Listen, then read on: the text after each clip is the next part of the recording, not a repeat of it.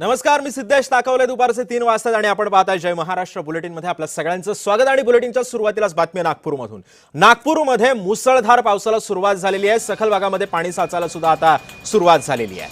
नागपूरमध्ये मुसळधार पाऊस बरसतोय. प्रतापनगरमधील सोमलवार शाळेतील मैदानात पाणी साचलेलं आहे. नागपूरमध्ये सुरू असलेल्या पावसामुळे प्रतापनगरमधील सोमलवार शाळेमधील मैदानामध्ये पाणी साचलंय. शाळा सुरू असून मैदानामध्ये पाणी साचल्यानं विद्यार्थ्यांचे मोठे हाल होण्याची शक्यता आहे. परिसरामध्ये रस्त्याचं काम सुद्धा सुरू असल्यानं पाणी साचल्याची शक्यता आहे. सकाळपासूनच नागपूरमध्ये हलक्या स्वरूपाचा पाऊस सुरू होता, मात्र त्यामुळे सखल भागामध्ये सुद्धा पाणी साचायला सुरुवात झाली होती. आज पावसाचा येलो अलर्ट देण्यात आल्यानं दुपारी चांगल्या पावसाचा अंदाजही हवामान खात्यानं वर्तवलेला होता. प्रशासनाच्या नागरिकांना सतर्कतेच्या सूचना सुद्धा देण्यात आल्या. हे आपण दृश्य बघतोय नागपूरमधली, कशा पद्धतीने शाळेच्या मैदानामध्ये पाणी साचलेलं आहे.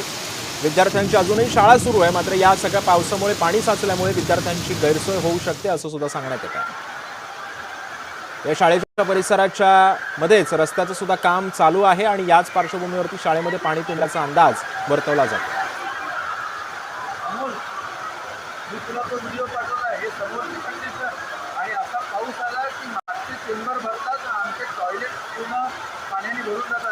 नागपूरमधली ही दृश्य आहेत. मुसळधार पाऊस सध्या बरसतोय आणि याच मुसळधार पावसामुळे शाळेतील मैदानावरती पाणी साचलेलं आहे.